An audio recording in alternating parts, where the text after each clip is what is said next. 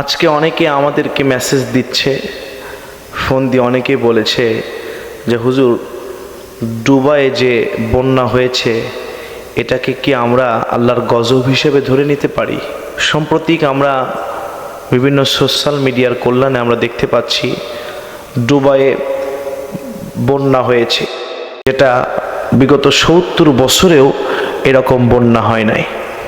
পৃথিবীর ভিতরে এত উন্নত এয়ারপোর্ট, এত উন্নত দেশ, সেই দেশে যে বন্যা হবে এই রকম ভয়াবহ দুবাইয়ের লোক কোনোদিন কল্পনাও করতে পারে নাই, আমরাও কল্পনা করতে পারি নাই।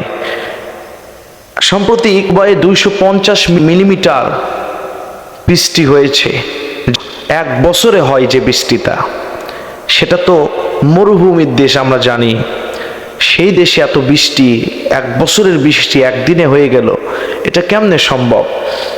আল্লাহ রাব্বুল আলামিন কোরআনুল কারিমে বলছেন, জহরাল ফাসাদু ফিল বাররি ওয়াল বাহরি বিমা কাসাবাত আইদিন নাস। জল এবং স্থল থেকে যত বিপর্যয়গুলো আসে এগুলো তো আমাদের হাতের কামাই, এগুলো তো মানব কামাইয়ের। এই মানব কামাইয়ের ব্যাখ্যায় সায়েন্টিফিক কিছু ব্যাখ্যা দিচ্ছে তারা।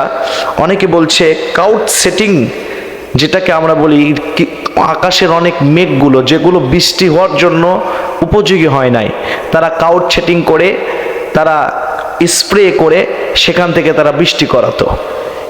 এটা অতিরিক্ত করার কারণে অনেকে বলছে যে এরকম অনাকাঙ্ক্ষিত ঘটনা ঘটে গিয়েছে।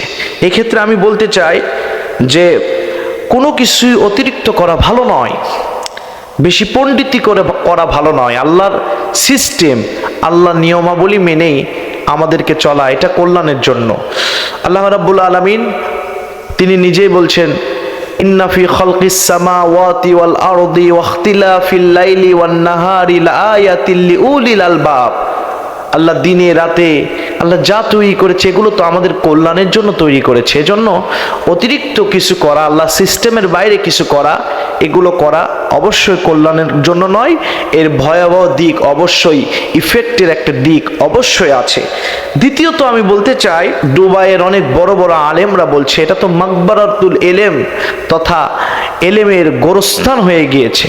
ওখানে মানুষ, আলেম ওলামারা হক কথা বলতে পারে না, ইসলামের সঠিক দাওয়াতগুলো দিতে পারে না, বরঞ্চ একটা মসজিদের খতিবকেও তারা মিল্লাত আবিকুম ইব্রাহিম আলাইহিস সালামের মিল্লাতের কথাগুলো বলতে বাধ্য করছে। একটা সিস্টেম, একটা ওয়ে তারা করিয়ে নিয়েছে যেন হক কথা, আমাদের বিরুদ্ধে কথাগুলো না আসে।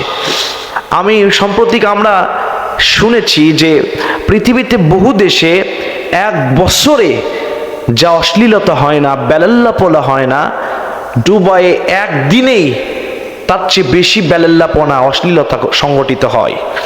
সত্যই দুবাইয়ে যারা সফর করতে গিয়েছেন তাদের মুখ থেকে আমরা শুনেছি। আমার দুবাইয়ে কিছু প্রবাসী ভাইরা আছে, তাদের সঙ্গে হোয়াটসঅ্যাপ মেসেঞ্জারে কথাগুলো হয়।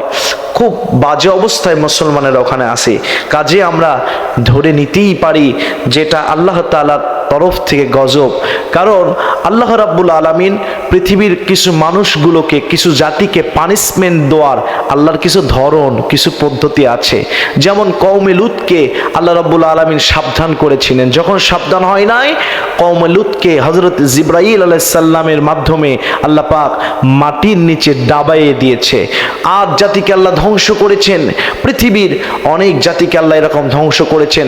আমরা একটু সকলের কাছে পরিচিত স্বৈর শাসক ফেরাউনের ইতিহাসগুলো আমরা পর্যালোচনা করলেও আমরা জানতে পারি কি নির্মমভাবে আল্লাহ রাব্বুল আলামিন ফেরাউনকেও দুনিয়া থেকে নাস্তানাবুদ করে দিয়েছে। সুতরাং এখান থেকে আমাদের শিক্ষা, যেখানে মানুষ আল্লাহ দ্বিমুখিতার মনোভাব পোষণ করে, যেখানে আল্লাহ ইসলামের সাথে বাড়াবাড়ি করে, নিজেকে আল্লাহর গোলাম হিসেবে মেনে নিতে যাদের কষ্ট খুব হয়ে যায়, যেখানে মন যা চায় তাই করে, সে জায়গায় আল্লাহ যুগে যুগে পানিশমেন্ট দিয়ে আল্লাহ সংশোধন করে দেয়। আমরা সাম্প্রতিক কিছু বছর আগে আমরা দেখেছি করোনা ভাইরাসের মতো মহা করোনা ভাইরাস যেটা এসেছিল, দুনিয়ার মানুষের আল্লাহ পাক টনকগুলো নড়িয়ে দিয়েছে। ইহুদি খ্রিস্টানগুলো মুসলমানদের মসজিদে এসে দোয়া করতে তারা বাধ্য হয়েছে। আল্লাহ সতর্ক করেছেন, যেমন সম্প্রতি কিছু বছর আগে করোনা দিয়ে আল্লাহ রাব্বুল আলামিন তামাম পৃথিবীর মানুষগুলোকে সতর্ক করেছিলেন। সম্মানিত ভাইরা, সম্মানিত দর্শকবৃন্দ, আমরা তাহলে ভেবে নিতেই পারি এটা আল্লাহর তরফ থেকে এক ধরনের গজব। কারণ সেই দেশে তো বৃষ্টি প্রধান দেশ নয়, সেই দেশে এত বৃষ্টি, অনাকাঙ্ক্ষিত এরকম বন্যা কিভাবে হবে? আল্লাহ রাব্বুল আলামিন নিজে বলছেন, আন্নাল কুওয়াতা লিল্লাহি জামিআ, সকল ক্ষমতার মালিক একমাত্র আল্লাহ রাব্বুল আলামিন। আমি আদৌ জানি না এই বন্যা হওয়ার পরেও দুবাইয়ের তাদের বোধের জায়গা কি আসলে জাগ্রত হবে কিনা। আমরা আশাবাদী যে দুবাই, এই আল্লাহ রাব্বুল আলামিনের এই সিংটন, এই বন্যা দুবাইয়ে যেটা হয়েছে, এখান থেকে দুবাইয়ের প্রশাসন, দুবাইয়ের গভর্নমেন্ট বড় ধরনের শিক্ষা গ্রহণ করে ইসলামমুখী ফিরে আসবে। যদি না আসে আগামীতে, এবার তো বন্যা এসেছে, আগামীতে আরও বড় বড় বিপদ আসতে পারে। আর দুবাইয়ের এখান থেকে আমাদেরও শিক্ষা গ্রহণ করা দরকার। আমার সোনার বাংলাদেশও কম অশ্লীলতার সাগরে ডুবছে না। যে সময় বাংলাদেশের ঢাকা গুলশানের মতো জায়গায় দুইজন নারী মদ খেয়ে রাস্তায় এসে মাতলামো করে, এটা কি একটা, আমাদের দেশেরও অশ্লীলতা বেড়ে গিয়েছে। যুবক যুবতীরা মাদকাসক্ত অশ্লীলতায় তারা নিমজ্জিত হচ্ছে। আমার সোনার বাংলাদেশেও এরকম গজব আসতে পারে।